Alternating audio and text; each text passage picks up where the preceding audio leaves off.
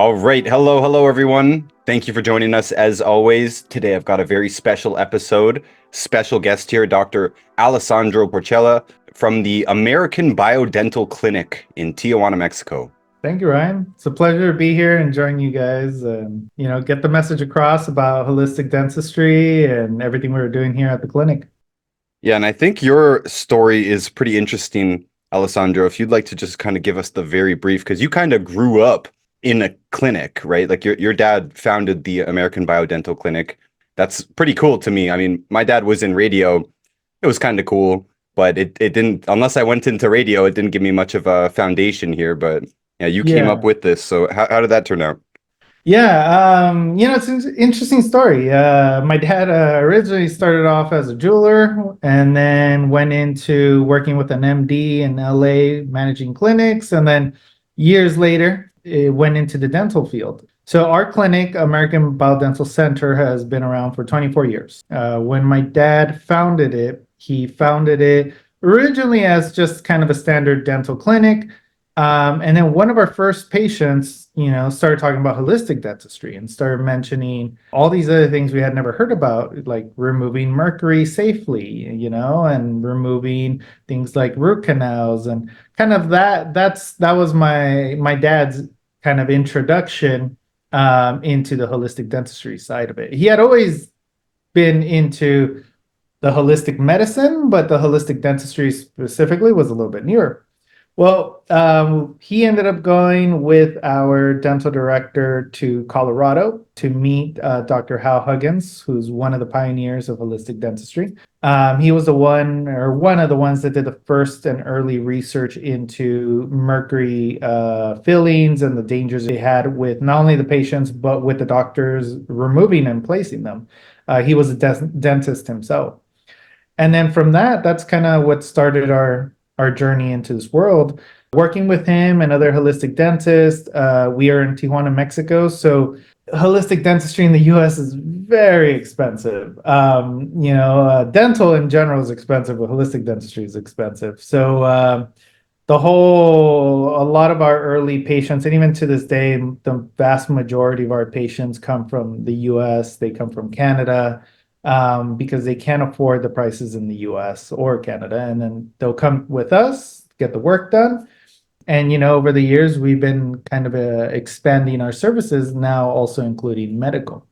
So I grew up with that. I grew up being in the clinic and kind of seeing how the clinic started growing and how new things started coming out in the holistic dentistry world, and using your own plasma instead of synthetic bone graft, using ozone, using vitamin C and chelations as a pre and post from treatments.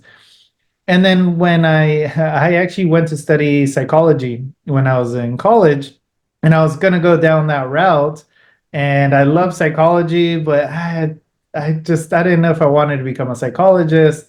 So I took a year off, came to help out at the clinic. This was in 2012, and then ended up staying for 7 years full time. Loved it. The clinic grew in that time. We added in medical. And finally, a few years ago, I decided to go back to school because I always wanted to do kind of a higher education, a master's or a doctorate. And actually, one of our patients informed me about naturopathic medicine and becoming a naturopathic doctor. And that kind of opened up a whole new area for me. And I went back to school, did medical school, became a naturopathic doctor, and now rejoining the clinic. And luckily, I've seen the growth of the clinic, now working not just with dentists, but medical doctors, naturopathic doctors, acupuncturists, chiropractors, and seeing the difference in people when you start combining all these different areas together, and not just, removing a tooth and, or an infected tooth, or removing the mercury, but actually doing more, treating the whole body. Naturopathic medicine, we have, treat the whole. So that's what we've been doing, and we've been having really amazing results. And unfortunately, dealing with a lot of US and Canadian patients, you're dealing with a lot of, I want to say, like, misinformation or things that are recommended in the States, which a lot of times are more influenced by insurance than actually necessity of the patient. So luckily here we have a little bit more room to kind of work with that too. In naturopathic school, did they teach you anything about the teeth stuff? Did they teach you about mercury fillings, the correct order to remove them, and root canals? So we didn't learn to that extent in like in what order to remove it and everything. That's more from our holistic dentistry training that we've been doing over the years. But we did look at root canals, fillings. We did look at also a lot of kind of periodontal issues that are now being associated with, major studies with cardiovascular conditions, with GI conditions, even skin conditions. That part we did look into naturopathic medicine. I mean, part of what they taught us for, like a first time patient physical exam is to look in the mouth. Usually you go to your family medicine doctor or your general kind of MD. The mouth is a lot of times overlooked. But they check your heart, listen to your lungs, check your abdomen. But, they do teach us to look into the mouth, look at the teeth, see if there's cavities, see the condition of the gums, the tongue. If you look at Chinese medicine, they look a lot at the tongue, the color of the tongue, the shape of the tongue. Are there certain grooves on the tongue? Because it does tell you a lot. So in naturopathic medicine, we did look at that. The more technical part of, removing the fillings, how you remove them, all that, that's more dental. So I know it personally from working in the dental field. Not a dentist, but I've been around enough to, know the techniques and know how it's done. I just don't do it myself. I got shaky hands. You don't want me anywhere near your mouth with a drill.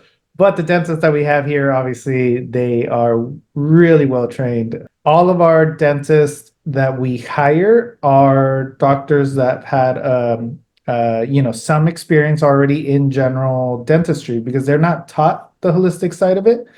And then they go through a period, usually at least like 6 months, where we have them shadowing our dental director. He does very hands-on teaching them what the protocol is, how to do it, how to remove a filling, what you do to protect the patient and protect yourself. And the same we do with our surgeons when they do extractions of root canals or infections. They do very hands-on with new doctors when they're starting with us. And then we slowly kind of integrate them to see their own patients. And we've been doing that for, basically the 24 years that we've been here, with really good results, which means, all of our staff follows the same protocols, they follow the same philosophy. When we're hiring new doctors, we tell them off the bat, we're holistic. That means we don't do this, we don't do this, we do this, we believe in this. Do you align with that? And we've actually had people, dentists say, oh, I don't believe in that. I think mercury fillings are fine. They've been used for, years. And then we say, okay, well, nice meeting you. So we are a little picky with who we hire, not just looking at their technique, but we want to make sure their philosophy goes with ours and they're interested in what we're doing and learning more about it. Usually, those that are a little bit skeptical, once they start learning more about it and they learn there's actually research behind it, and they start seeing, even in their training, they start seeing the results of it, they immediately become, believers. They're like, holy crap, they never taught me this, or they taught me this was just a little shadow on an x-ray, and here I'm seeing it's actually like infected bone. And then they see the patients come back 3-4 months later for a follow-up, and the patient looks different, their face, their skin, they tell you their aches and pains are gone just from that. Once they see that, I mean, they're essentially all in on what we do, holistic dentistry. And not just, like I mentioned, the clinic has dental and medical, so not just holistic dentistry, but start looking at the integrative medicine side of it too, where we add on, different IVs. We do things like chelations. We work with stem cells here. And once you start kind of doing the full picture of it, you do get really amazing results, and you do get people that are just completely surprised by the results they have from sometimes just doing some small thing in their mouth that they've had there for 10, 20, or 30 years. Yeah, it's very interesting that your doctor never checks your teeth. Meanwhile, it was like 100 years ago that Dr. Weston A. Price proved Right. that dental health is a solid marker of health in general, that people who had bad teeth also had bad health, and vice versa. Those who had fine teeth had never heard of many of the diseases he was looking for. So, Yeah. you said some interesting things here. One of the things you said was that when you're removing the fillings, you have to train on how to do it safely for the dentist as well. And I thought Hmm. it was very interesting that Hal Huggins, you mentioned him. We've done a Hal Huggins episode here on Mercury Fillings, audience. You can check that out if you haven't seen it. But Hal Huggins said that the American Dental Association, the ADA, they think that, sarcastically here, the only safe place to store mercury is in a patient's mouth, because there's all these safety procedures when it's being stored, when it's being turned into the amalgam itself, right? You got to wear hazard material and all that stuff. So, how do you protect the dentist from that? And what do you do with the fillings afterwards? Is it toxic waste or what? Yeah, it's toxic waste. I mean, it's not something you just throw in the trash. We have a company that essentially comes and collects all the toxic waste for us. And it's funny because they, like you said, it's safe for the mouth, but there's a whole safety procedure and transporting it, putting it in your mouth, and then removing it and taking it out and disposing of it. But for some reason, it's safe to just leave in your mouth for years and years. The big thing was, why was it popular? Well, one, because back, years ago, obviously different types of health standards, or even just knowledge, but the composite fillings weren't that strong. They were not easy to use. And, the mercury fillings, the silver amalgams that later on became known as, they're easy to mold. You can easily shape it, put it, and you can work with it really easily. So that's why they were popular. But now there's all these other composites and fillings that are stronger, they're safer, they're as low in toxicity as you can get, like a synthetic material. They look nice, they fit perfectly. And now you start seeing, there's more talk about mercury fillings. The ADA won't say, they're bad, but there is new in the last few years, they've started saying, oh, maybe we shouldn't put them in kids, or maybe we shouldn't put them in pregnant mothers. They're not recommended for that. And you'll see slowly they'll be phased out. So one of the most dangerous things, and you will honestly, probably one of the biggest things you'll hear conventional dentists say is, well, it's more dangerous to remove the filling than to leave it in. And it's like, well, that's if you remove it conventionally, where you just drill out like if it was any other filling, and the vapors go everywhere, chunks of it go into your saliva, people swallow it, and then they're swallowing chunks of mercury. Yeah, obviously, if you do it that way, but if you follow the protocols set down by, there's different organizations, or originally, Hal Huggins had his. Right now, it's the IAOMT is one of the big organizations that has essentially similar protocols. But what you're doing is you're protecting the patient. So simple things, I'm sure you talked about this in the other episode in a little bit more detail, but for those that haven't seen it, with mercury fillings, you're essentially covering the mouth with it's called a rubber dam. So essentially like a plastic where only the teeth that are being worked on are exposed. When you're drilling out, all the water, all the little chunks get caught there and then immediately get suctioned up, right? At the same time, the patient has oxygen, so they're breathing in oxygen. It's to reduce the vapor. And you have things like ionizers. You have a giant like suction that's picking up all the residual vapor in the air. And then the doctors and the assistants are also wearing protective coverings and protecting masks. So all of that is to reduce the exposure, because you might have a patient come in and have one little mercury filling. And if you remove that one mercury filling, more than likely they're not going to have a big, obviously serious issue, if they were to breathe in a little bit of mercury. Everyone's different, obviously. But the doctor and the assistant, they're removing one mercury filling, 10 times a day and over the years, and they actually start getting the neurological problems. They start getting, it's been linked to irritability. Some even say, although I don't think this has ever been tested, but dentists have one of the highest suicide rates for professions. And there's a lot of talk, at least back in the day, that it might have been related to the usage of mercury fillings. Besides that, it's a very stressful job. So all of that we do is to protect the patient and at the same time also protect our staff, because if anyone's being exposed to more mercury, it's also the staff that's seeing multiple patients and removing multiple ones throughout their lifetime.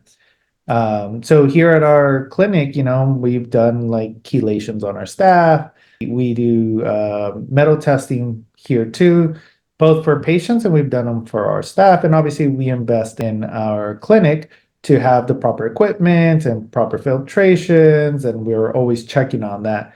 But most clinics and most doctors don't do that. So you end up going to places that are essentially contaminated by all the mercury that's been removed and placed and just kind of dealt with over the years.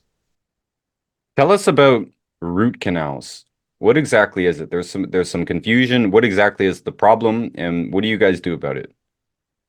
So root canals, I would say mercury fillings is something that over time has been more aware of and more kind of slowly being phased out quietly in some places. But root canals is the other one that is a big contributor. We believe and we've seen to your health. There's a lot of confusion around root canals because some people don't realize what a root canal is, and your doctor will just say, "Hey, you need a root canal and a crown," and people think like, "Oh, it's just the process to get a crown," but it's actually two separate procedures. For those that don't know, a root canal is usually done. Well, it's supposed to be done, at least conventionally, for when there is essentially an infection or something on the tooth that you can no longer kind of fix, but you want to keep the tooth there.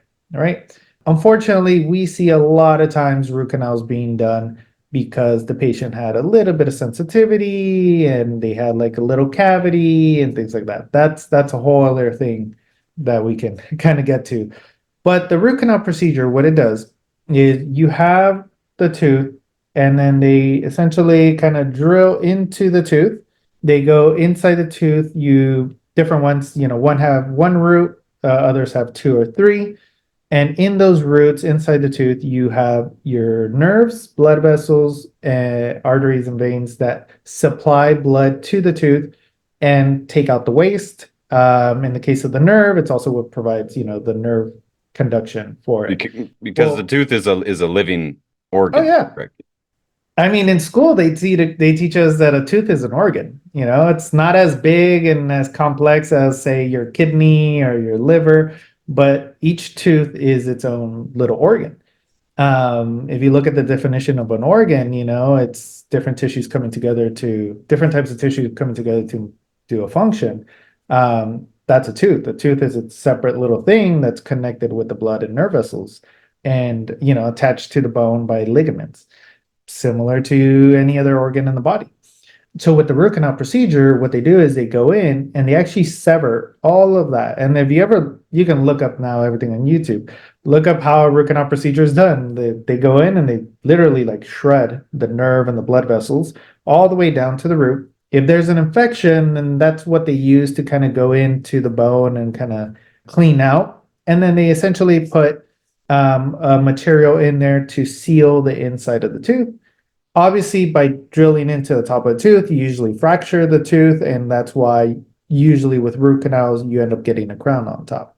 At that moment, that tooth is dead. It has no blood vessels supplying blood in and out of it. It has no nerve. It's become detached essentially from your system, from your body. It's attached physically, but your body doesn't know what's going on inside. It can't provide it nutrients. It can't remove toxins. It can't do anything. There are different types of materials that are also used to pack in there. Usually, the more common ones have some metal and some things, essentially like bleach, are kind of used to clean out the tooth before they pack it. But that sealed tooth remains there. And root canals are one of the few procedures done in essentially all medicine where a dead organ is left in the body. You're just dead tissue in general. Usually when something becomes necrotic, doctors cut it off, burn it off, but they remove it. The thing about the root canals is it leaves a tooth there that you don't have to deal with implants, you don't have to do removable partial, and obviously in conventional dentistry it's not taught as being bad or harmful, so it's not necessarily that your dentist is doing something to harm you on purpose, it's just kind of what they're taught. But more and more research is coming out that they do have these long-term effects. Why? Because it's a dead tooth. And the root canals are going to decay. You normally don't see it because there's a crown on top of it. But usually, when you remove a crown from an older root canal, what you find is like a black stump that's there. And root canals go out one of two ways. They either get reinfected, sometimes they have to be redone once or twice by your dentist. And then it gets to a point they can be redone and then they get removed. And usually, when they get infected once, the reinfection happens pretty quickly. It doesn't last as long. Or because it becomes so brittled and essentially rotten that when you bite down one day, it cracks. And then you're just left with the broken root there, which has to be surgically removed. Root canals, even though they might not seem like there's a major infection there, if you look and study the anatomy of a tooth, it's tubules. It's a bunch of like little caverns that the tooth has. So it doesn't matter how well you pack it and seal it internally, it has a lot of space for bacteria to get in there. And once bacteria kind of gets in and replicates, your body doesn't know what's going on because you severed all the blood and nerve vessels into it. So your body can only respond to what's coming out, which is the bacteria, which is the toxins it produces. There's aerobic and anaerobic bacteria. There's certain labs that you can actually send out the root canal or, like essentially like the biopsy of it, and they'll give you the breakdown of all the bacteria. And there's some scary stuff in there. And a lot of those bacteria have been linked to other systemic health issues. So it's so bad that removing an old root canal, it doesn't come out like a normal tooth because the bone starts like fusing to the root of it, because again, it doesn't distinguish that it's a separate thing anymore. So it usually requires you going in and kind of digging out some of the bone and like making sure all that abnormal tissue or infected tissue is properly removed before you continue and seal it and suture it up. It's one of those things that it's done. Is it going to affect you right away? Some people do. Some people get root canals and right away they notice a change. They notice, or just they have a lot of pain. They start getting more inflammation. Other people will have root canals 10, 20 years and doesn't seem like it's affecting them. But sometimes, you'll remove a root canal and they're like, hey, you know what? I never thought about it, never associated it, but I always used to get headaches. And I just thought it was, stress or it's just age. And now, in the last few months since I had the root canals taken out, I don't get them, or I don't get them as bad, or I don't get them as, heavy. Another thing that's very common is when you get root canals up here, a lot of people start having sinus issues. They start getting more recurrent sinus issues. They start getting sinus infections, and then all of a sudden they're taking antibiotics every so often. It's funny because there's a lot of research being done on the bacteria of the mouth, but more obviously looking at like periodontal gingivitis, things like that. But that's the same bacteria you find inside of root canals. The only thing is you find it less on the gums and you find it more in the bone. So you guys have to also take extra steps to make sure that it is all disinfectant during this process. You guys use ozone, and did you say you Yeah. do vitamin C before or after IV? Yeah. So when a patient comes in, We do get a lot of patients that come in and say, "Hey, my doctor recommended I need 3 root canals," and sometimes we'll look, and again, it's something that can be fixed restoratively. It's something that is sometimes the gum just recedes and the root's exposed and it's sensitive. And obviously, when you do a root canal, you kill the tooth; it's not feeling anything. So that's the solution. But we find other ways to fix that. Now, in the case that someone already has a root canal or the tooth really is too far gone to where you can't fix it, then we move on to extractions. We do an extraction of the tooth or an extraction of the old root canal.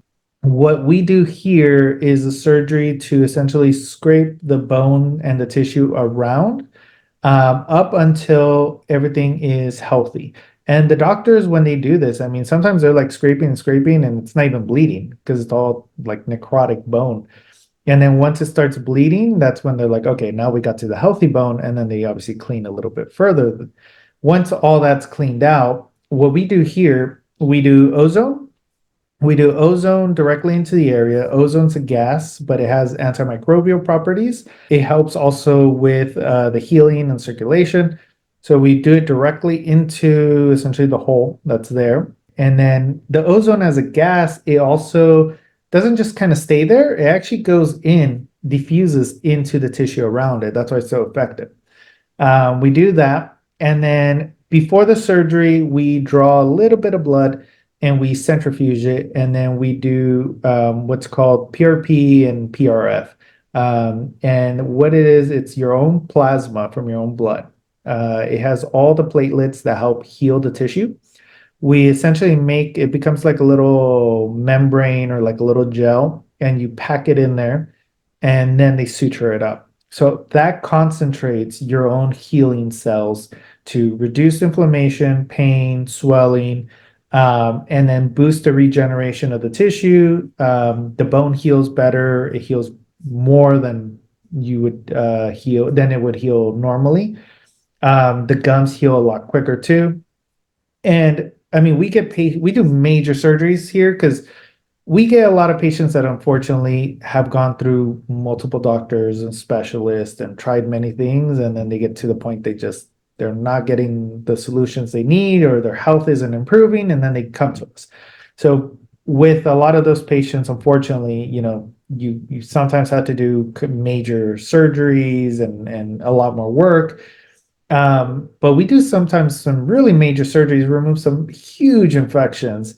And then the patient comes in the next day and it's like, oh, I didn't have to take the pain medication. And we're like, oh, okay, now we're used to it. We're like, okay, great. By law, we have to recommend antibiotics, right? But to be honest, with a lot of the little things that we do, and including, like you mentioned, the vitamin C, we do an IV of vitamin C usually to prepare for the surgery when we remove metal, the day of the surgery and the day after. And it boosts the immune system. It also provides support to the collagen that is used in all the tissues to regenerate too. So we get really good results with that combination.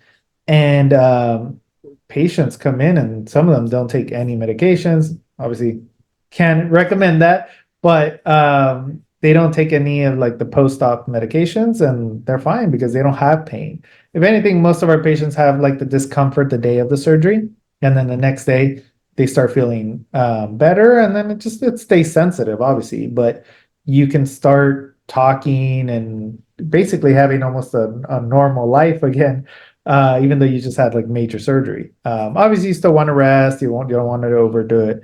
But when you compare that to a lot of the conventional surgeries that are done, I mean, we see people have one tooth extracted conventionally, and they're given like Vicodin and Valium, and they're out for 2-3 days, and they're sedated like crazy, and they have to take like a weekend off from just a tooth extraction. When we do major surgeries and like in 48 hours, people are back at work and feeling great. But it's that whole combination that we do to kind of prep, and then what we do during the surgery, and then what we do in the follow-up the following day. And insurance doesn't pay for this, eh? So it's with us, we work well with American insurances that are PPO. They don't cover us necessarily. What we have to do is, our patients still pay, what we charge, and then help them fill out the a form and they submit it. PPO insurances sometimes will cover some things, but they don't cover like the ozone, the vitamin C. They'll cover the surgical part of it or the fillings and things like that, but not the whole treatment. But the other thing, I mean, the other reason they come to us is the prices. We are a third of the cost of the US conventional dentist. And then compared to holistic dentistry in the US, we are from a third to, in certain procedures, a tenth of the cost. So we get people that, send us their plans and it's $50,000 and they're like, hey, I want to go with you guys. And we're like, great. All the work comes out to be, 7,000, and then plus stay here a few days in I didn't mention, but we're inside one of the main hotels of the city, and we're only 10 minutes across the border. So you'll stay at a nice hotel, and even the flight here and back, and they end up spending maybe like 8,000, say, for everything, and the plan included things like vitamin C, ozone, PRP or PRF. And then they're like, hey, like my doctor was going to do less, not put the safer biocompatible materials, and charge me, 5 times or 6 times more than what I paid here. So a lot of our patients say that. They say, you know what, I have insurance, but I'll submit the form if I can and see what I can, what they'll reimburse. But at the end of the day, I'm still paying less and getting more. And yeah, it requires coming here. And I know for some people that's, getting time off from work and everything, but we try to make it as easy as possible. We pick up our patients at the San Diego airport and train station and on the US side of the border if they're more locally, and drive down, bring you to the clinic. And then when you're done, we take you back.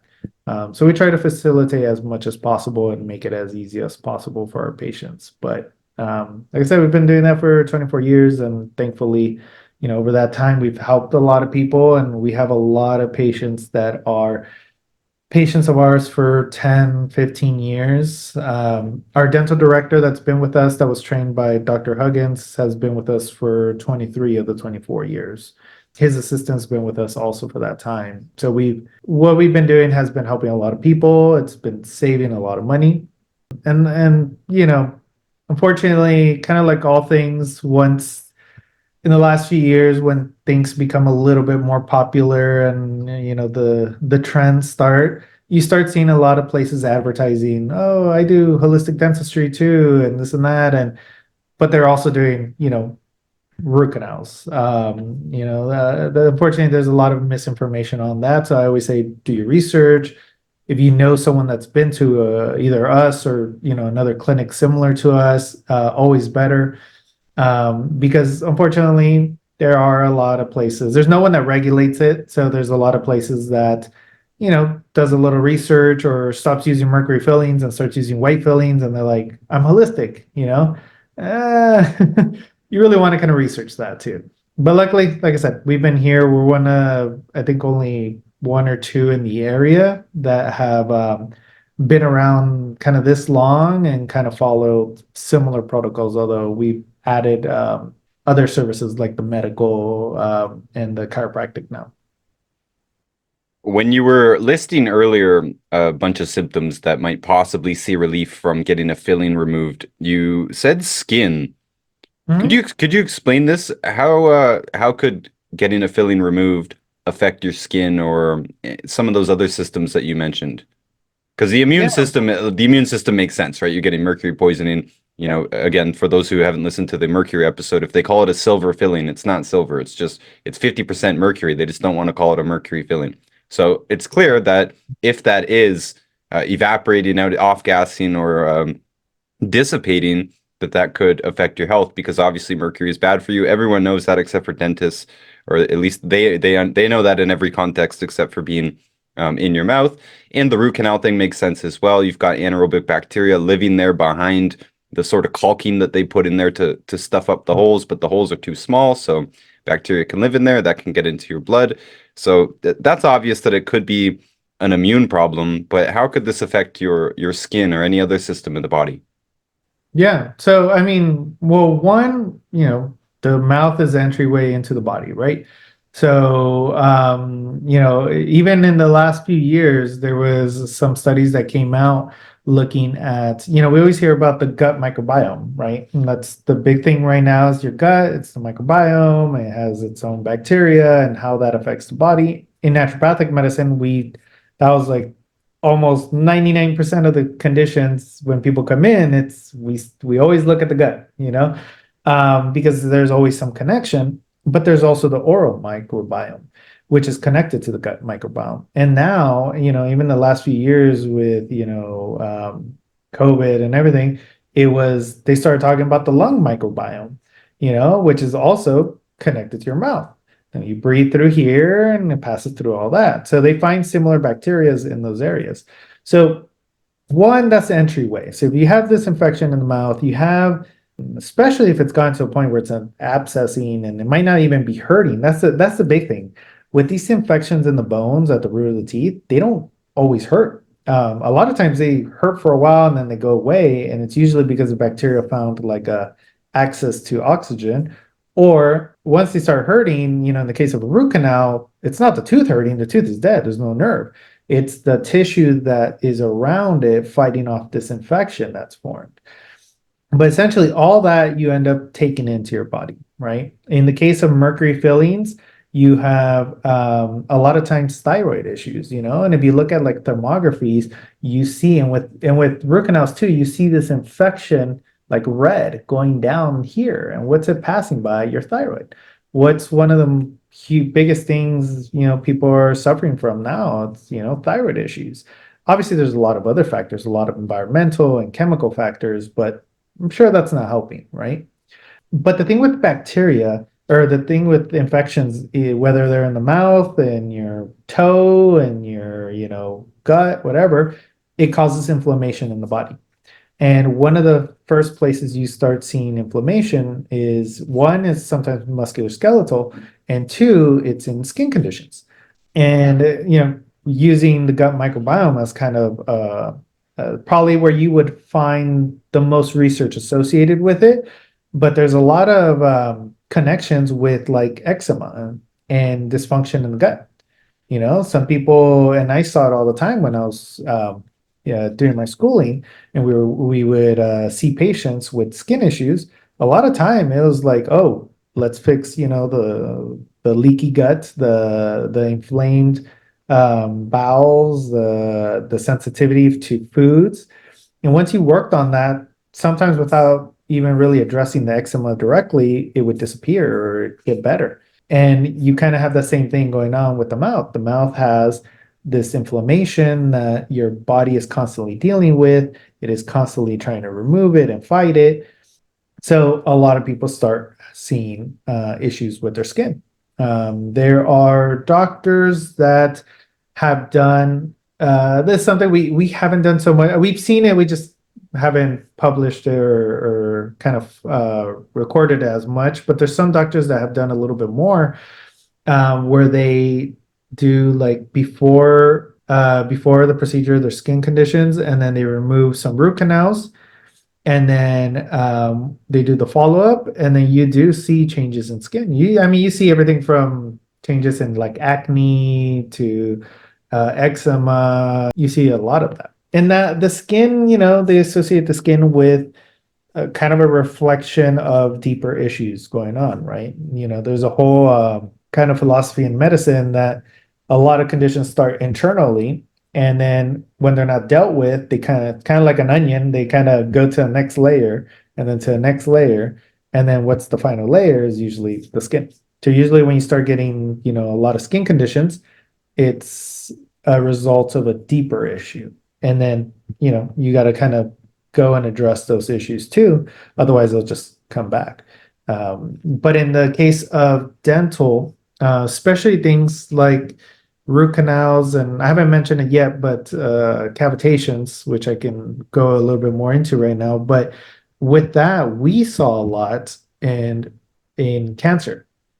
So we have some cancer patients here from in our medical side, But over the years, we worked with cancer clinics in the area that do just cancer protocols.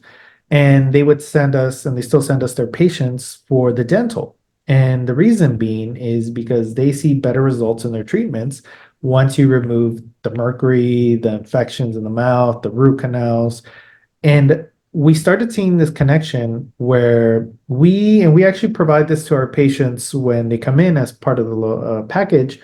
There are meridians in the body, right? So Chinese medicine uses acupuncture. Well, your teeth have meridians to certain organs in the body in certain areas. And usually, when you're having an issue like on one tooth, you see something going on in that organ. Or if you have something in that organ, vice versa, you start having issues with that tooth. Well, we saw this a lot in the cancer patients. Again, you're probably not going to find a major study on this or anything like that. I'm just talking about clinical experience of not just me, but other doctors that we've talked to and other people that are in this area. But you do see that a lot. You see issues, a root canal on a tooth associated with the large intestine. Large intestines where they have their cancer. The one that we saw a lot with is breast cancer. Teeth with root canals or infections associated with the right breast or left breast, and that's the one the patient was being treated for in our clinic or in the other clinic. So it will surprise you the type of connections that you can kind of see. At the end of the day, not saying the one root canal in your mouth is the cause of all your health issues, not necessarily. Can it be? Sure. But we're also live in a world that we're so exposed to chemical sensitivities and synthetic materials and toxins from all over, right? And mold and all these other things. But, a lot of that's external that you take in. If you have a root canal, it's something internal that's just there kind of constantly. So it's something your body has to constantly fight off and deal with, try to encapsulate it while also dealing with all the other external, issues that the rest of the world is, or at least here we're dealing with. But you see skin conditions a lot. There's that connection with cancer. You see a lot with GI, like I mentioned, a lot respiratory, which makes sense, kind of like I mentioned, you have here and your sinuses are here.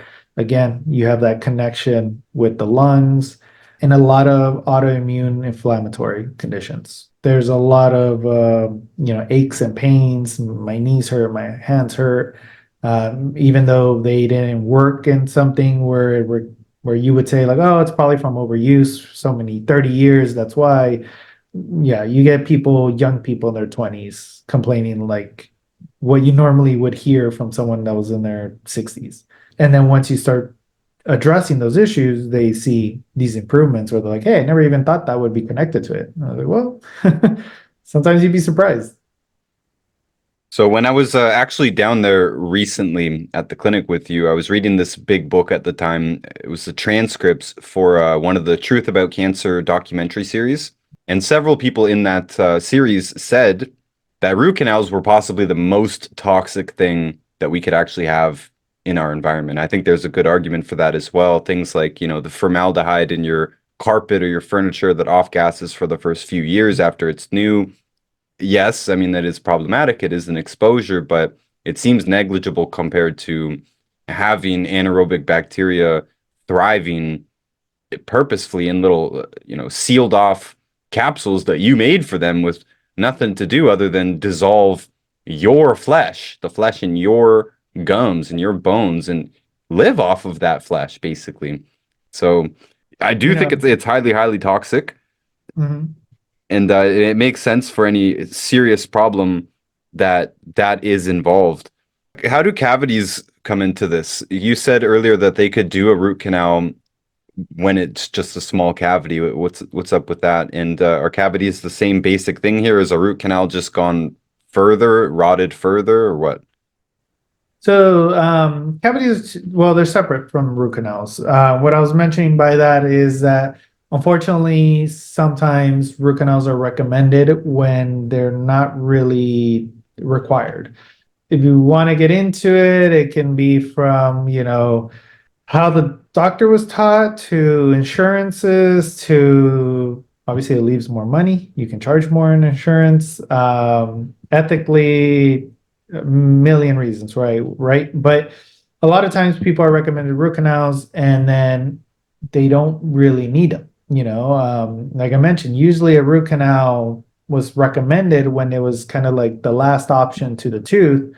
You can't save the tooth, there's an infection, the cavity is too big, and you don't want to remove the tooth, so you do the root canal and you put a crown on. But unfortunately, that standard is no longer kind of used from what we're seeing. It's for even the smallest little thing, people will be recommended a root canal and then put a crown on top of it, which is very unfortunate.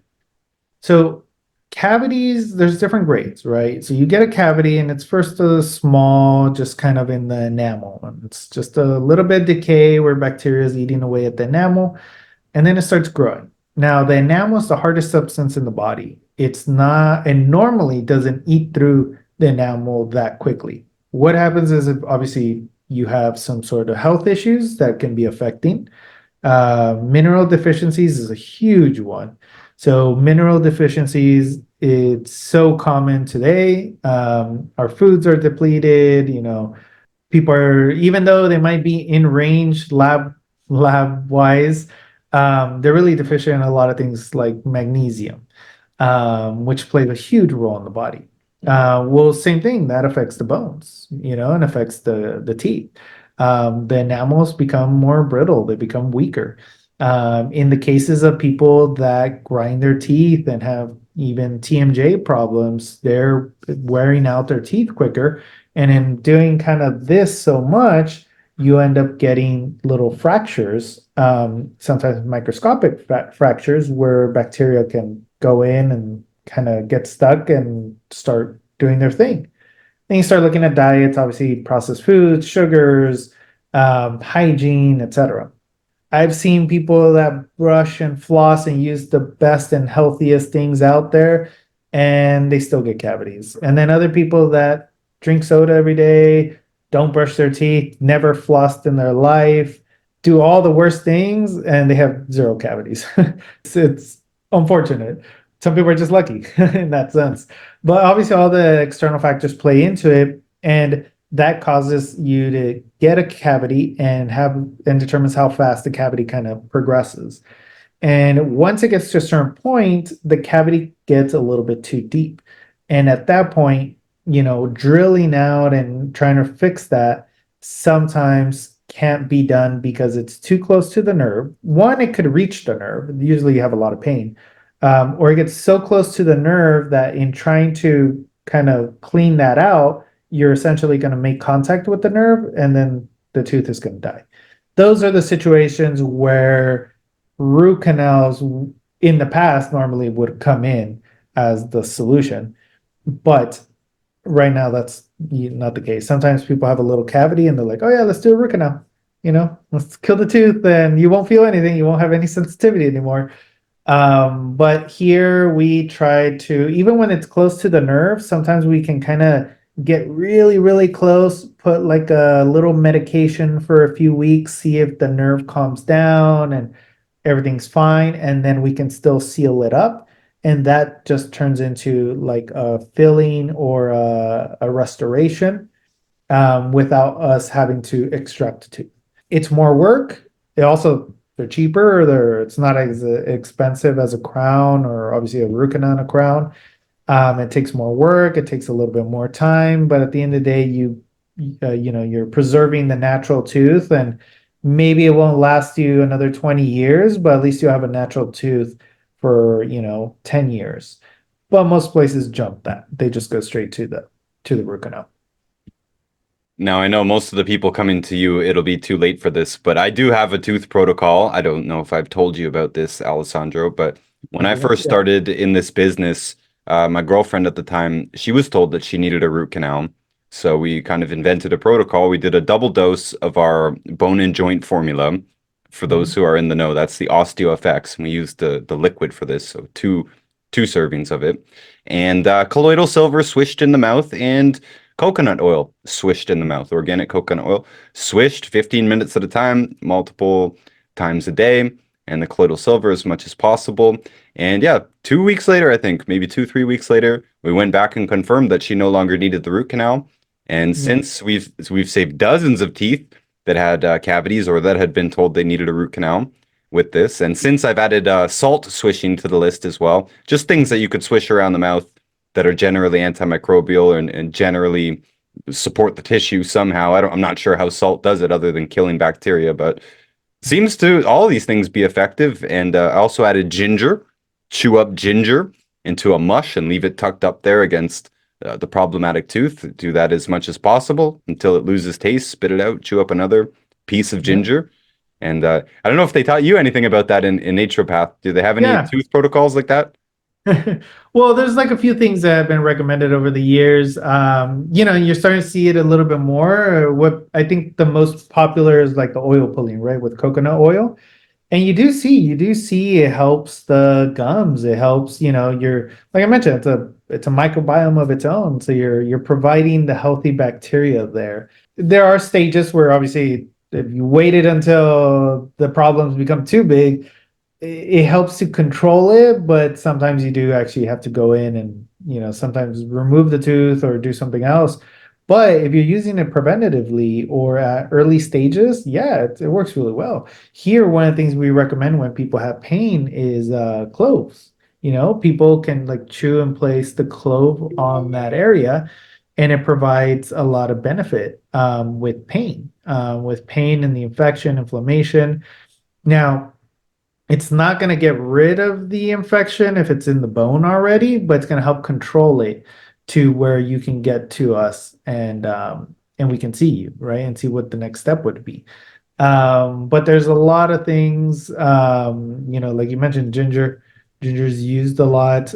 There's a few products that have come out. Fortunately, some got bought out by big companies, but there's a few that are still out that have, you know, essentially all natural ingredients in there.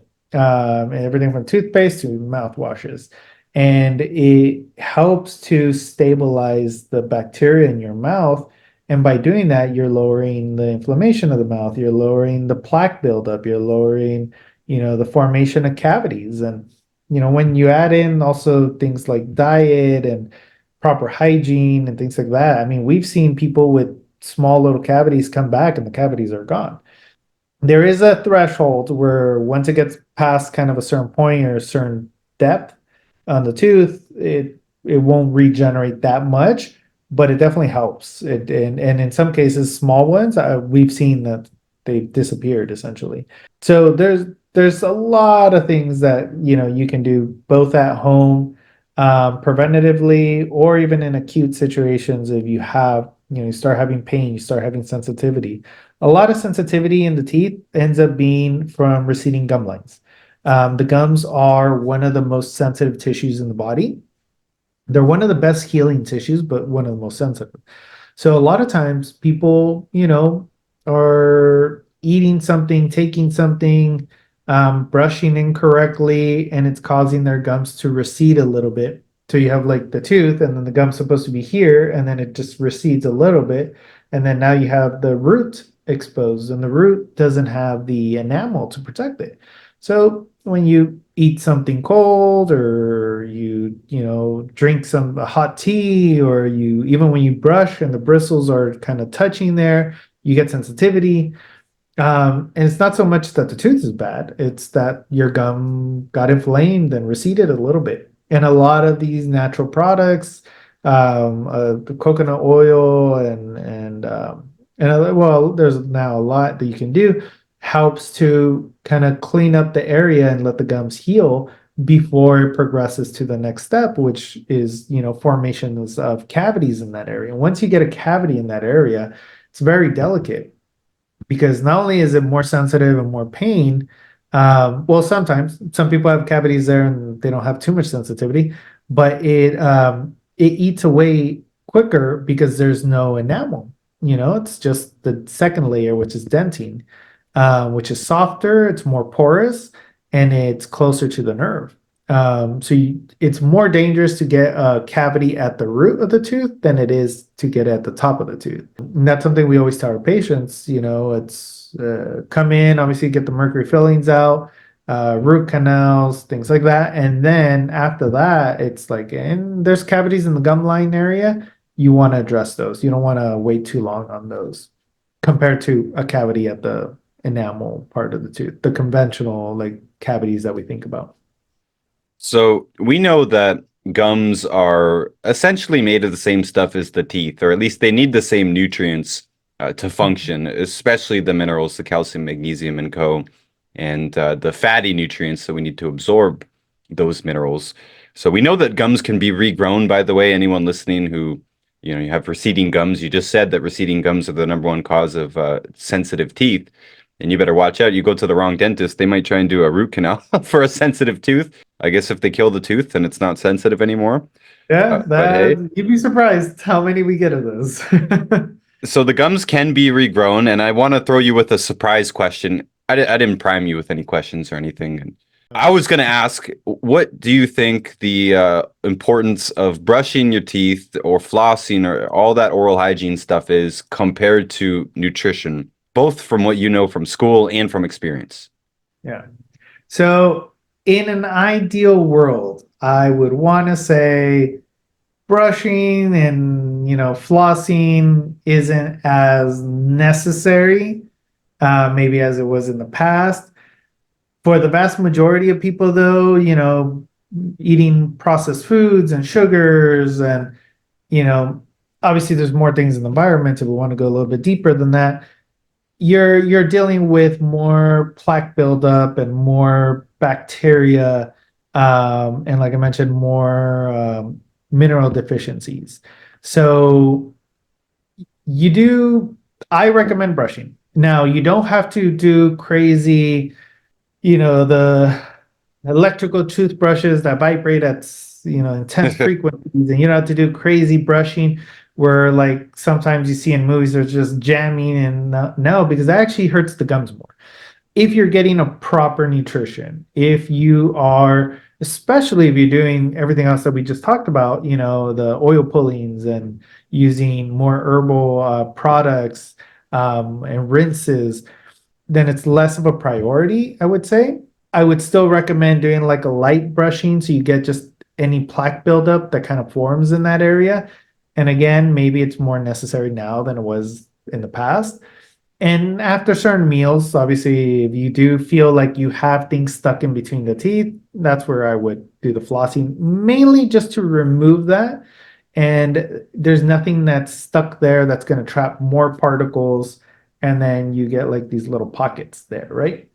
But if you're doing proper nutrition, if you're, getting whether nutrition or through supplements, getting more minerals, more vitamins, more antioxidants in your body, you're also going to be producing a lot less plaque. You're also going to be producing, a lot less inflammation and bacteria in your mouth. And at that point, it's going to provide you more long-term benefits. Now, unfortunately, a lot of people don't know enough about the nutrition, don't know about the supplements, or in some cases don't even believe in it, right?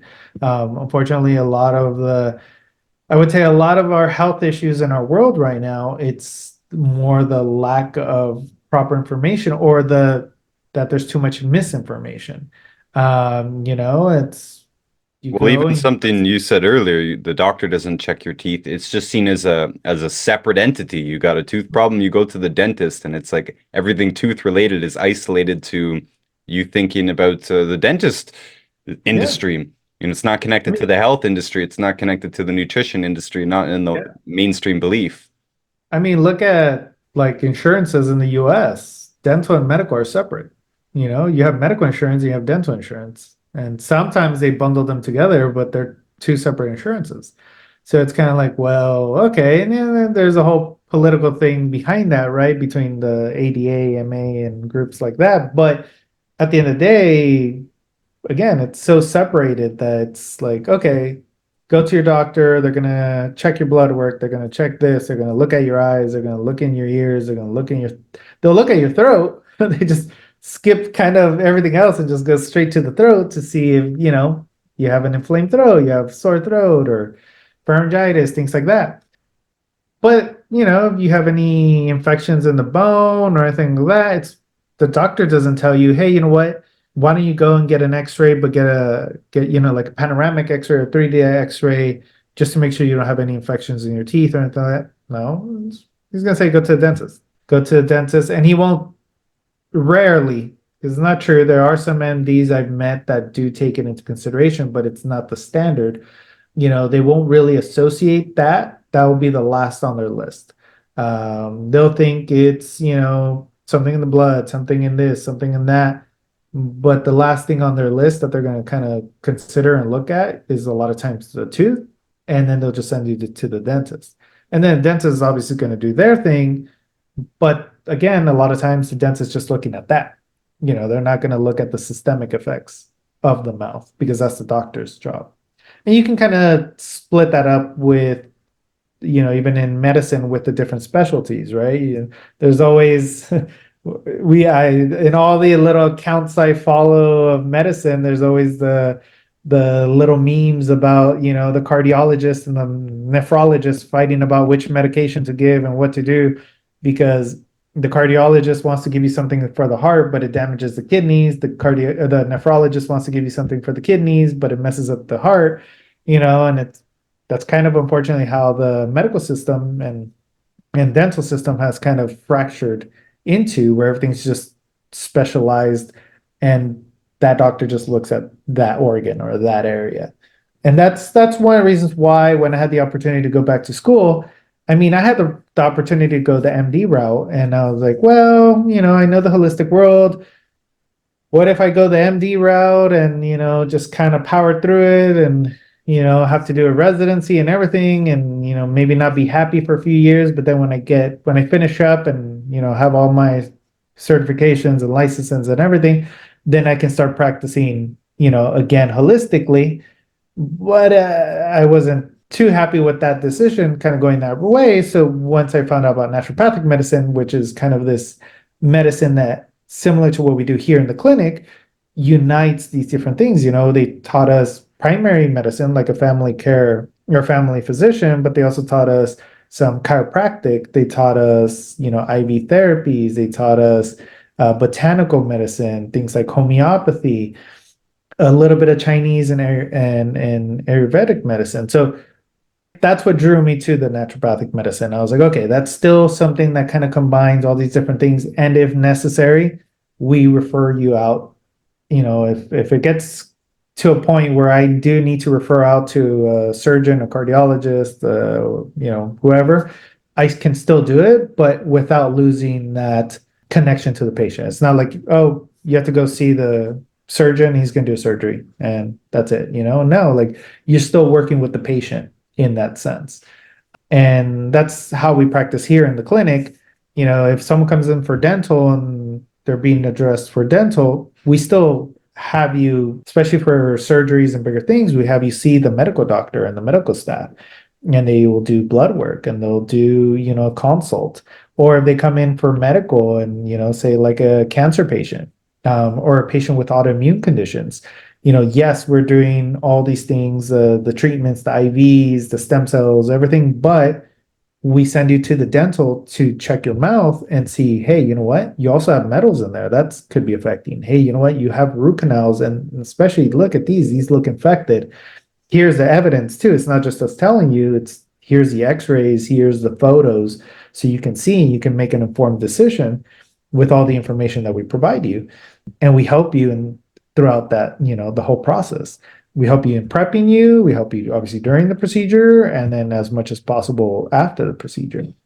And that's how our clinic grew. It grew, we started with the dental, and then we added some medical, and originally it was just like a few IBs, and then people wanted, a little bit more, and then we had the opportunity to grow again. And now we partnered up with a chiropractor, and we work with a lot of chiropractors and acupuncturists, and now we try to have as much as we can in house so that we can provide you that full healing and the full benefit while you're here. Instead of us just looking at one part of your body and then saying, hey, you know what, you got to go over there and see someone else to check out your teeth, and someone else over there to check out your heart, and someone else over there to ask you about your mental state, right? No, we try to do it as much as possible internally here. Should mention that the chiropractor that you guys have in-house is actually Dr. John Bergman. Several people listening probably would have seen him. He's doing pretty well on TikTok. He's quite a character. He's a very larger than life man. So it's cool that you've got him there as well. And yeah, it's a little bit of a one-stop shop. Got a little bit of everything going on. You've mentioned research a few times. What kind of research is there out there about stem cells and mercury fillings being removed and stuff? And is this mainstream research, or is this obscure holistic research? So originally it started off as more, I would say, obscure or like small studies, clinical, more the clinical experience of doctors or small little studies that doctors would do with their patients, right? Not the controlled double blind studies with, 100,000 people. Obviously, because those type of studies require a lot of money and a lot of financial backing, which can only be provided usually by pharmaceutical companies and private interests. But a lot of the newer research that has been coming out in other countries. So they're obviously the US falls behind a little bit on this. And I don't know about Canada, but I usually it's like Europe and now some Asian countries where you start seeing this. But there's a few organizations that have kind of worked to put it together. So I know there's like the Institute of Functional Medicine that puts together. They're not so much on the dental; they do just more general. But I know they've had a few things because they talk about a little bit of the dental in one of their kind of courses that they do. But the big ones are the International Academy of Oral Medicine and Toxicology.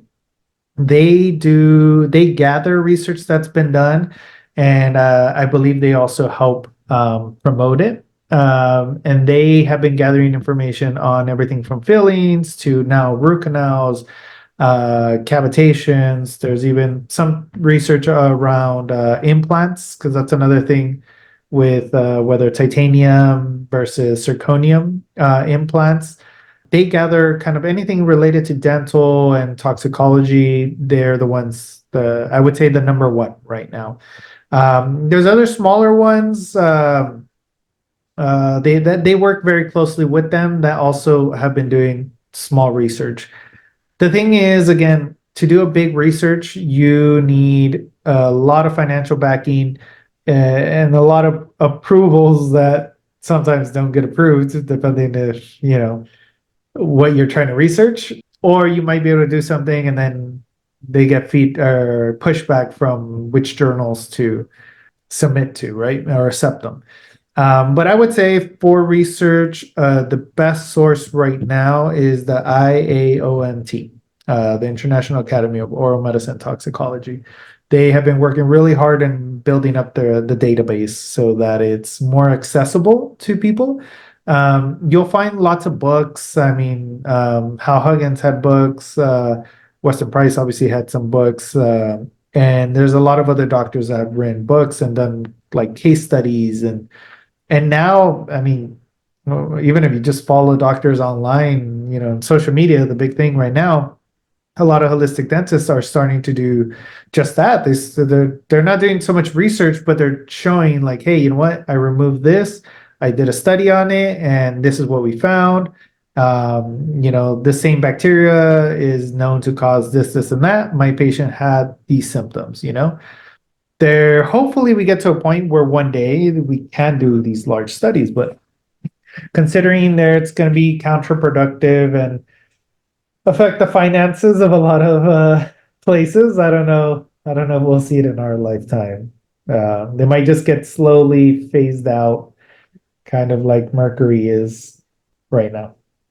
Yeah, it might cause a dent in the dental industry. I Yeah. should mention that I don't brush my teeth not very often, and it's been that way for a very, very long time. You mentioned luck earlier. I do think I got lucky. I never liked soda pop or gum when I was a Mhm. kid, and I still don't, or beer, and I really Yeah. don't drink very much either. But actually, recently over the holidays, I'll admit, I was drinking about one or two glasses almost every day, and I Mhm. noticed after a couple of weeks, this is very recent, after a couple of weeks, one of my teeth started to get sensitive and sore, like you said, Mhm. right up near the gum where the teeth meets the gum. And I don't really do anything else bad. I don't have a lot of snacks or anything. I don't eat a lot of sugar, hardly any, all that stuff. So it's just the wine. I could tell it was very obvious that it was the wine. It was the only thing I changed. My tooth got sore. And so I stopped that about a week ago. It's January 6th here. So about 9 days ago, I ran out and I haven't had any. And yeah, my tooth is back to 100% within 9 days. Didn't do anything different, but I have also been eating raw garlic recently. I've been experimenting with that. Okay. It's Yeah. takes some getting used to, but it was burning that tooth big time. Yeah. So I don't know if it was a bacterial thing or if it was acidic alcohol. I don't know, but maybe that helped it too because now it's fine, just like the other ones, without really any brushing or flossing, just a little bit. Use just a tiny little bit of toothpaste.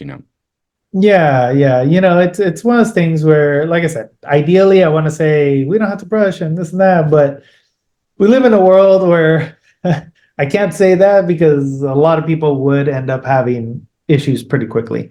But again, if you're working on your nutrition, on your supplements, you know, uh, people start seeing also when you start looking at what you eat and drink and how you feel, when you actually kind of pay more attention to that, people start noticing like, hey, you know what? Every time I eat this, I get, tooth sensitivity, or I get, stomach aches, or I get headaches.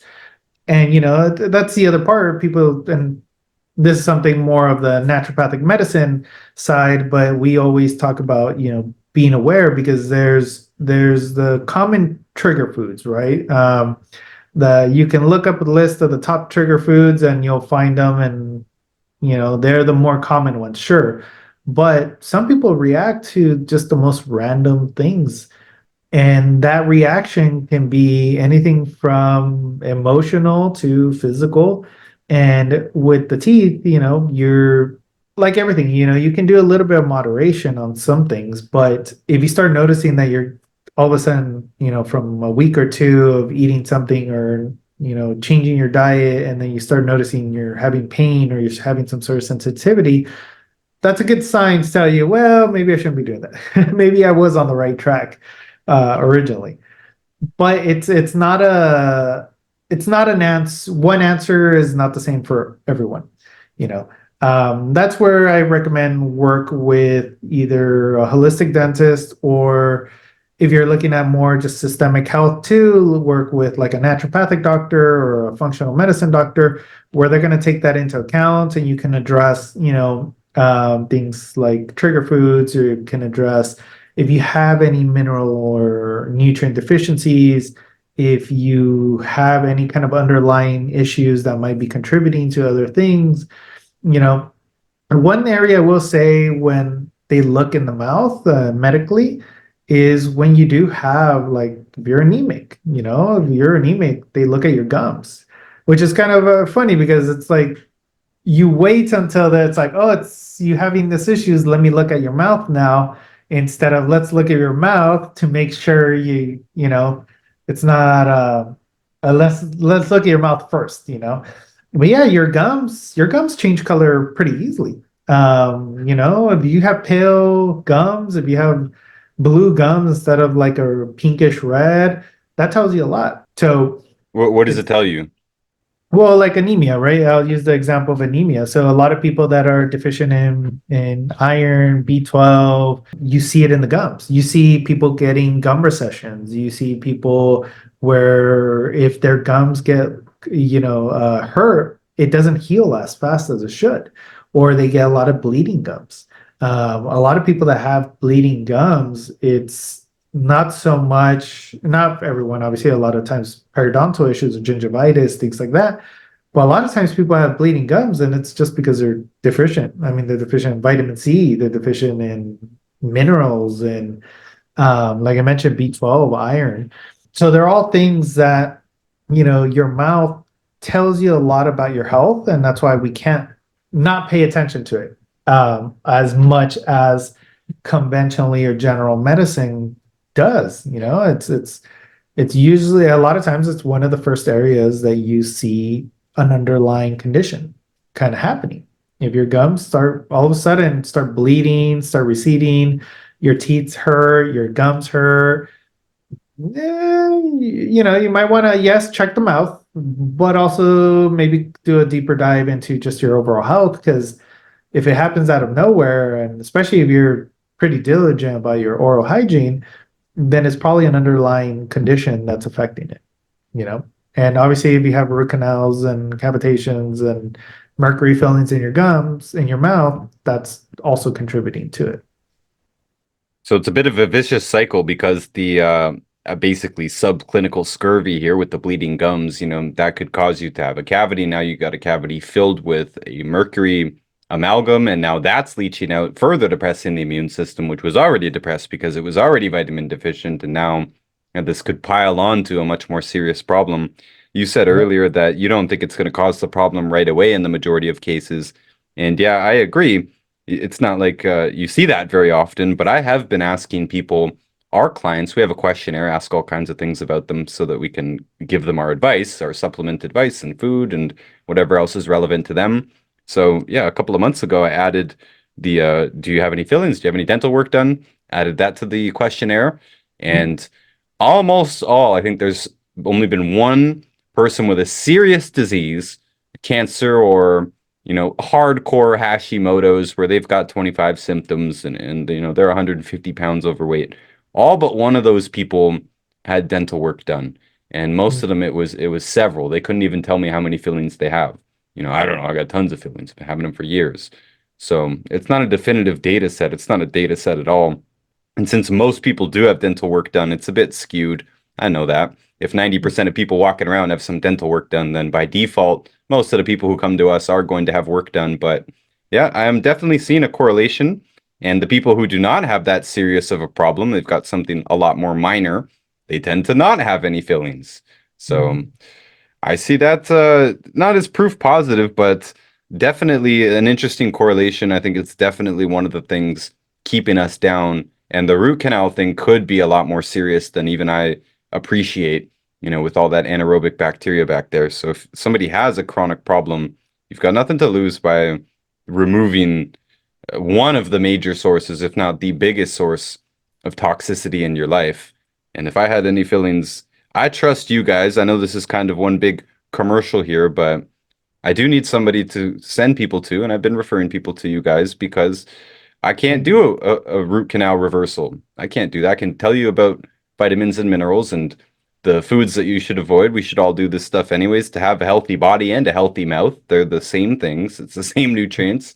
You need to have a healthy mouth as you do a healthy immune system and skeletal system and all this stuff. But if you do have work that needs to be undone, it's unfortunate that the dental industry has done this, just like it's unfortunate that many people come to us with something that would have been pretty easily reversible, like scoliosis, for example. But they wandered into the regular mainstream medical world, and now you got plates fused into your spine for the rest of your life that I can't do anything about. At least in this case, you can do something about it. It's a hassle that you've got to, basically do something twice. You already thought you were getting your thing fixed, right? Quote unquote. I'm getting my teeth fixed. Meanwhile, that created a whole new set of problems.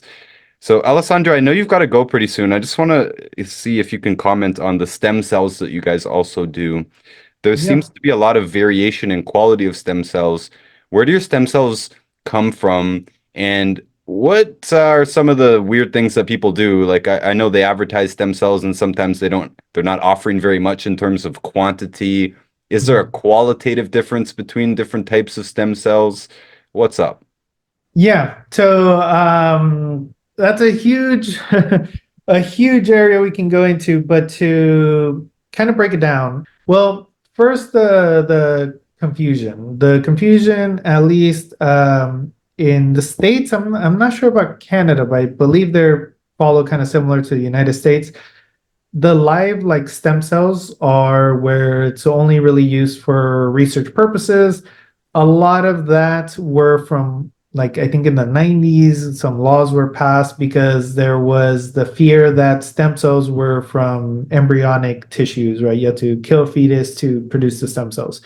There is that type of stem cells that is not used in anywhere as far as I know, at least not in this part of the world.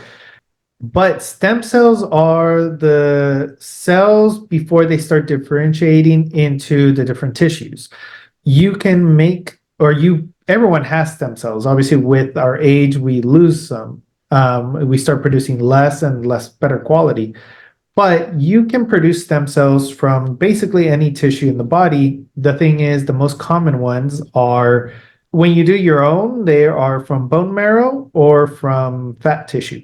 So they have to do like a liposuction and you send it to a lab and do that, convert that. Or the other ones, which we use here for the most part, are from donated umbilical cords. So these are stem cells that the doctors we work with, they are OBGYNs, gynecologists that do have a screening protocol. When patient comes in for, it's going to have a baby and it has to be a C-section, they go through all that screening. And if they're a candidate, then they're offered to donate their cord. And the reason it's donated is because we are associated with a research university here in Mexico, and the cord is used for research purposes, but we can use part of it to produce stem cells for treatments. So what happens is we use those to produce the stem cells. Now, in the US, and I think this is why I mentioned, I think in Canada too, what they promote as stem cells a lot of times is more exosomes because of the regulations and everything. But exosomes is just like a byproduct of the stem cells. It's something the stem cells secrete. It's a little messenger chemical. They do have benefits. They do help, but they are kind of a level or two below the actual stem cell treatments. It's just that's where the confusion comes in. So we get a lot of people that come in and say, hey, I had stem cell treatment and it was, so many thousands of dollars and it didn't help, or it helped a little bit. And we're like, oh, once we researched like where they did it, we're like, okay, no, well, it's exosomes treatment, right? So what we do here is the full stem cells. The stem cells are providing a lot more benefits, and they also do provide the benefits of the exosomes because they do produce them. But they help to regenerate tissue, they help to lower inflammation, and they help to modulate the immune system. What that means is if you have something that's depressing your immune system, it helps to essentially raise your immune system. But in conditions like autoimmune conditions where your immune system is hyperactive, sometimes you're having these flare-ups, it helps to bring it down to like the baseline. So here we use stem cells for basically anything, with the exception of cancer. With cancer, you have to do a cancer treatment first, and once that treatment's done, then you can start the stem cells. But for everything else, we use it for diabetes, we use it both autoimmune caused or from diet and lifestyle. It helps with regeneration of joints. So we get a lot of like ex-military athletes that have worn out joints, they have old injuries. We can do the stem cells directly into the joint, and we can do them in IV, so you get the systemic benefits. But we see the two areas where we see the most improvements, and I would say the most patients we've been seeing are neurological conditions. A lot of Parkinson's, a lot of MS. We've been having really good results with MS to a point where we've actually seen regrowth of myelin sheath. And MS is another one that is very connected to your oral health. A lot of patients that come in with MS have metals and root canals. So that's part of our treatment, is to address the mouth while they're also doing, or before or after doing, the stem cell treatment, usually before the stem cell treatment. But autoimmune conditions also helps a lot. We had a patient the other day that had diabetes, but related to an adult onset of autoimmunity, where the immune system attacked the pancreas. With the stem cells, you're not going to fully regenerate the pancreas, and they're not going to have to take insulin ever again, not to that extent, but it helps to regenerate the tissue of the pancreas. It helps the function of the pancreas, which in turn leads to less use of insulin. And then it also helps with all the secondary effects that that condition causes: the retinopathies, the damage to the eyes, damage to the kidneys, damage, to the liver. All of that gets regenerated by the stem cells. So one of the benefits is, since we're an approved we have an approved lab in association with the university and approved by the Mexican government. We're one of the few, and I think one of maybe like two areas here that has their own on-site labs, to where we can actually produce the stem cells and apply them, which guarantees the amount of stem cells you're getting and the viability. So most places that are doing stem cells are buying stem cells, which are being shipped to them from, in the case of Mexico, they're being shipped from like Mexico City, where all the labs are at. But the thing is, they have to freeze them, put them in a vial, transport them. We used to use those back before we had the lab. And when we had them tested by a research lab, they were 8 to 10% of what they were essentially selling us. Why? Because, they die in the process of transport, they die in the process of freezing. The lab sometimes, there's recommended like how many generations of stem cells you produce. Some, will just keep producing them. So it's kind of a copy of a copy of a copy of a copy of a copy. You start degrading the quality of it. We don't do that. We do a few generations, and then that's it. We make a new batch. Most places, to obviously save money and everything, will just keep reproducing them. So once we started switching to using our own in-house stem cells, we have all the machines to quantify that we're actually putting the amount and the quality we're advertising, which is another benefit you won't find really anywhere. But the benefit is, you'll see places selling stem cell treatments where they're doing 100 to 300 million stem cells in a treatment. And then we do like 50 million, and we get the same or better results than the 300 million. And why? Because you're actually getting the 50 million and not 8 to 10% of the 300 million, right? 8 to 10% is pretty disappointing. It is, especially when you're paying thousands of dollars for a treatment. And then another thing that we do here is we prep the body. So, our treatments, we recommend at least 3 days for like the IV treatments. We run blood work first. We do some detox and chelation IVs first, and then we start building up your immune system and your body with nutrients. And then we do the application of stem cells, because the stem cells, what they are, they're essentially the workers. They are the engineer that's going to show up, or the worker that's going to show up to a construction site and work, right? But the minerals, the vitamins, the amino acids, that's the tools and the materials they use to patch up the holes and build up, the infrastructure. So a lot of places will do these stem cell treatments where you just go one day, you get like an injection, or you get an IV, or, and that's it. And it's like, thank you, and head home, But here we actually prep the body and build it up. And honestly, the results we've been getting are really amazing. Our medical director has been working with stem cells for 12 years now.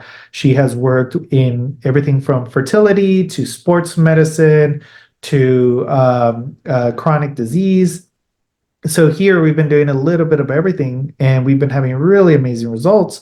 We are also starting to incorporate exosomes and stem cells in the dental to regenerate bone tissue when there's been a lot of bone loss, to be able to regenerate that tissue in that area. And because of its immune modulating and anti-inflammatory properties, it helps. I mean, we get people obviously that come in and say, I don't want to get my root canal removed because it's the two front teeth. And if they don't look infected right now, I want to keep it as long as possible. And it's like, you respect the decision. We give you all the information. But when you do something like a stem cell treatment, you're providing the body with more defenses and properties for it to protect itself against something like the root canal. That doesn't mean I recommend leaving the root canal in, but it helps with even things like that, where, it's not the ideal situation, but it provides some benefit. But we see amazing results with anything with joint degeneration, autoimmunity, neurological. And then obviously we get people that come in that just want to keep feeling healthy and use it for preventative or like the anti-aging effects. And prices are very reasonable, to be honest. For real stem cell treatments like the ones we do here, other places are charging $20,000, $30,000. Here, our packages, well, we do also like just standard joint, and there's also like aesthetic things that ranges from like 1,200 to 2,000. And then the bigger treatments with the IVs, the IV stem cells, we do hyperbaric oxygen and session with a physiotherapist. Those packages, they're usually around like 6,000, 7,000 for 3 to 5 days. And people have been really happy. I mean, I've seen people come in who essentially are in a wheelchair and are very limited in walking. And then a few months later, when they come in for their follow-up, they're walking with a cane. They're describing how their pains are going away. And you'd be surprised. Some people come in for like GI issues and you do stem cell therapy and they're like, hey, you know what? Like my hands don't hurt anymore and I sleep better. And, there's a lot of cognitive benefits too. We've been getting a lot of like autism lately. And there's actually some studies now being done on autism and stem cell research. So stem cell research is still in outside of the US or the Western world, I should say, it's a lot bigger. Exosomes, which is the big thing in US and Canada right now, it's 30 years old. If you talk to doctors that are practicing this type of regenerative medicine in Europe, in Asia's been growing a lot in this too. They were like, I used to do exosomes, in the 80s and 90s, like it's not new. For the US, it's newer technology, right? But the rest of the world has been using exosome or stem cells with exosomes, with peptides, with all these other treatments for a lot longer, with really amazing results. I mean, that's why you always hear, celebrities, or you don't always hear it, but you hear little rumors of like, oh, a celebrity went to this place in like Germany or Switzerland, and they got these amazing treatments that no one hears about. Well, it's essentially that, but it's not just for celebrities anymore. You now there's affordable places that can do these treatments, sometimes even better, or with, or like in our case where we can combine it with chiropractic and dental at the same time, and you get these really amazing results at a fraction of the cost. And some people say like, oh, I don't know about investing $6,000 in a treatment like this, but we always say, look, it's your choice, but also look at the consequences of not addressing like some of these autoimmune conditions. Is they get worse, they progress more, and then you're ending up taking biologics, medications, which are full of side effects, depress your immune system and suppress just the symptoms. While with stem cell treatments, is it going to get you to 100%? More than likely, with a lot of conditions, it probably won't, but it's definitely going to improve your quality of life. And it's, in a lot of cases, it's going to actually give you more benefit long term than just kind of suppressing everything with medications. Or in the case of surgeries, because sometimes we get people that come in and they're like, hey, you know what? They recommended I need knee surgery. And we look, and especially there's some cartilage still there. Oh man, it works amazing. It'll help regenerate that tissue. And then you don't have to have a surgery. Does that mean in 30 years you're not going to have a surgery? We don't know, right? But it's definitely going to help with the symptoms, and more than likely at worst prolong that quality of life for years. So yeah, so that's another area where we have been working with a lot. now for a few years, but with our staff that's been working on it for over a decade now. And now we're starting to incorporate it again as in this clinic. We started incorporating it also with the dental, with our chiropractic patients. So we've been having really, really amazing results when people start doing all these different things to address all the facets of their health instead of just focusing on one thing at a time, you know. Why did you say you don't do stem cell treatment for people with cancer? There is still a little controversy with it, I would say. Some studies have found that the stem cell treatments, the mesenchymal stem cells that we use, don't affect cancer at all. The fear, and it's an older fear, it's the fear that you're adding something that's obviously healing and helping to reproduce tissue. Promotes Cancer likes to growth. reproduce. Yeah, you might reproduce it. But some studies have actually started showing that that's not the case. In fact, that they might help a little bit because it helps with the inflammation and the immune system. The only thing is in Mexico, for us to have the permits from the government, that is their kind of one requirement is the don't put stem cells if someone has cancer until they've kind of done a treatment, you know, or have been cleared and they're in remission kind of thing. Are we worried it's going to reproduce the cancer? Honestly, not really. It's not what's shown to kind of be the situation. But as a precaution, right now, that's what we have to do. However, again, kind of what I started mentioning about, I think I got too into it. When you hear stem cells is very broad. There's different types of stem cells. There's different ways you can make stem cells. But there's different, and again, there's different types of stem cells. There's stem cells that are used for regenerative medicine, which is what we are pioneering and doing a lot of right now. But there's also stem cells that are specifically used for cancer treatments. And these are used throughout the world, again, for cancer treatments for 20, 30 years now, more probably.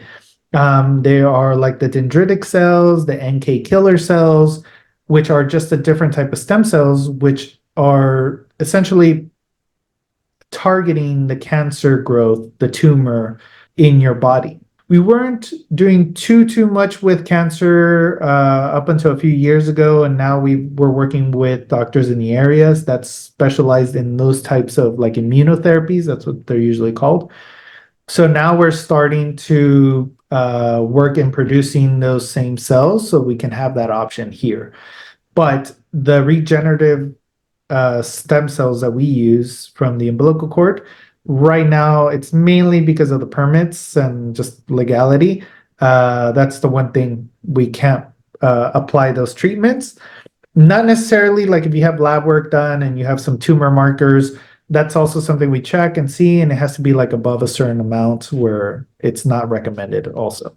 Because you can have tumor markers and things like that from other conditions, prostatitis, you can have some like ovarian cysts can cause, and it looks like you have ovarian cancer, but it's just false positive. So all that's what we check on the first day when we do our initial consult for our stem cell patients. All right, and I'm gonna let you go. I've got a bunch more questions here written down, so I'm just gonna pick one last question here. Okay. If somebody is very old and frail, and let's say they're also sick, let's say they have cancer as well, and they have a mouth full of metal, old root canals and crowns, and all kinds of stuff. This very frail elderly person, would they be in a situation where you would not remove their fillings or their root canals? Would they be too weak? Is that something that you have to consider? Do you have to be nice and strong and relatively healthy to handle it? Or is there any risk of the immune system sort of flaring up if you did this type of procedure on somebody who is already very weak or immune compromised? So it'll be like a little bit more of a case on case or case by case situation because I would say a big or population of our percentage of our patients are, you know, older and have a lot of health issues. In situations like that, it depends on how frail they are and exactly what we're doing. With fillings, there's still a little bit of wiggle room. We normally, in that case, kind of split up the work. Instead of doing too much work at once, we'll do like one little quadrant, and then on another day or another visit, do like another quadrant and just do it in parts, right? Obviously, taking all the precautions. Before we would see that patient, we also do a medical intake and check everything from vital signs to possibly blood work, check medical history, make sure to see like where if we had to kind of strengthen him up a bit before we start anything, or we just have to take it slower, right? In the cases where it gets a little bit more of a sensitive or touchy is when you have to do the surgeries. So if the patient already has root canals, has infections, we have to do extractions, and especially like major infections where we have to scrape a lot of bone. That's where we would kind of really evaluate the case. And we see this also with cancer patients. Sometimes people have cancer and they're kind of in treatments for cancer, but they have these major infections in the mouth. And you kind of run into this whole like, well, we want to address the infections of the mouth because they're affecting your health and they're affecting how also successful the treatment's going to be and your recovery. But at the same time, you're going through this pretty intensive treatment sometimes. And this is where we reach out and work with the doctors that are treating them if it's an external patient, right? But sometimes we do have to kind of build up the patient's immune system, their health a little bit. In the cases of surgery, sometimes we do have to do like one tooth, one area, just kind of clean that out. Unfortunately, it means more surgeries for the patient, but it's also a way that we can kind of get everything done in a way that's not going to be detrimental to their health too, right? And but we work very closely, like I mentioned, besides our doctors here, with specialists that can come in. So in patients that have been a little bit more complicated, I mean, we have anesthesiologists that can come in for sedations and they do a full intake also. We work with cardiologists that come in and do a full, checkup on the patient's cardiovascular health. And if they find anything, then we work with them on how we would kind of proceed with, say, like a surgery. And everything obviously is disclosed to the patient, to their families. The final decision's theirs. If there's anything that's a little risky, we always tell you what all the risks are and what the benefits are and what are the possible side effects. And if, patient's clear or says, you know what, yeah, I want to get these infections out. I think I think it's making my health worse, then we'll find the way to kind of work with them. And luckily, I mean, over the years, we've had really complex cases come up and we've always been able to find a solution. But sometimes it does require a little kind of waiting, a little modifying the treatment plan a little bit, but always with working with all the different specialists and doctors, and sometimes from here, from Mexico, and sometimes your doctor from back home that we coordinate with them too, especially if they're on like certain medications or things that might be affecting the treatment too. But yeah, it's again case by case, but we definitely can address it. All right. Interesting. So, Dr. Alessandro Porcella, thank you so much for joining me. And of course, you can see all their services on americanbiodental.com. That is, of course, in the description of this podcast as well. And you guys have another website, holisticcare.com, for the medical stuff, the IVs and stuff. You guys going to merge those websites together at some point? It's funny. We get asked that a lot. The reason is we started with the dental, and our dental is really well known. It's we get a lot of doctors, and we go to conferences, and we have patients. And then later on, we started with holistic care because it just encompassed more than dental. But over the years, whenever we try to merge, people get confused and they're like, oh, you don't do dental anymore, you don't do this, or you just do dental, you don't do medical. So we've kept them separate. Unfortunately, we've had certain clinics that opened up in the last few years in our area that also kind of copied off our name.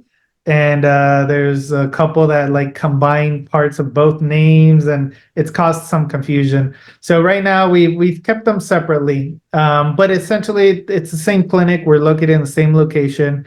The only thing is, on one website we focus more on the holistic dentistry, and on the holisticcare.com We have the medical, the stem cells, the cancer treatments, everything else. But they're all in the same location. It's the same number essentially. If you call, you can have them transfer you from one to the other. It's all internal. But we do have 2 Instagrams and 2 Facebooks because of the same thing. That's just Got it. unfortunately the how it ended up. But it's fine because some people really want to learn about the stem cells, and we work on putting that on our medical side and not kind of saturating one website with too much information. Because I mean, over the 24 years, we ended up growing and doing a lot more than what we originally kind of envisioned.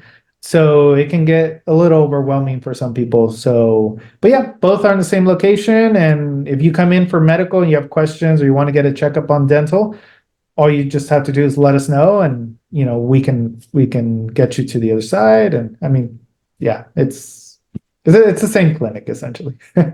And of course, you can contact the clinic on either website for a free consultation. And yeah, I'm really happy with the service. Should mention that when you get picked up to come into Mexico, you don't even have to stop at customs. It's very, very convenient. You just fly through. You do have to deal with customs on the way back, but it is great that you pick people up, because I would probably be a little bit nervous driving around in Tijuana for the first time and maybe having to get car insurance for it or something like that. So it's just a great service. Pick you up, drop you off for free. And of course, if you do a consultation with them, you definitely want to mention that you heard it from Not Us to get $50 off if you spend at least $400, which is about the price of getting a filling refilled with a safe material. Once again, Not Us is your referral code for $50 off if you spend at least $400. Alessandro, thank you so much for joining us. I'm going to let you get out of here. All right. Thank you for having me. Thank you once again, man. Take care. And of course, remember that you can always find everything that I do on notusbooks.org, including all the books that I've written and helped publish. There's hundreds of book reviews on the website. Most of them are about health. And there's an archive of this podcast on the website where you can download all the episodes for free. There's even some secret episodes there that are not posted elsewhere. And on the archive versions, there's actually a special treat at the end. So if you are listening on the archive, stick around after I sign out. And if you do want our health advice, me and my team, we also have free consultations. Our contact page is in the description of this podcast. On that page, there's a questionnaire. You can take that and email it to the coach of your choice. You can see we've got a bunch of coaches there, and we'll give you our best advice on supplements, food, and anything else that's relevant to your case. That is free. We will make money if you do buy the supplements, but the advice is free.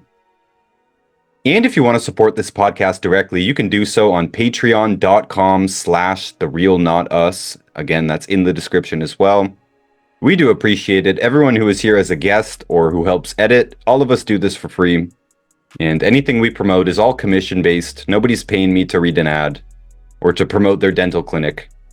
So the Patreon does support us directly, and you get all the episodes up there at least 1 week early, and possibly several weeks early if I'm really on top of things. You also get the video version when it's available, including this episode here is on video. And there's some other stuff on the Patreon as well. Our weekly Zoom meetings, the distributors and I, where we go deep into certain health problems and specific nutrients and look over a lot of case studies and talk about them together, what we would do. Very valuable there for pretty detailed information. And there's even some videos that have been taken off of YouTube, all on the Patreon. Big thank you to the patrons who do currently support. And I think that about does it for this episode, guys. I appreciate you. Stay healthy. Until next time.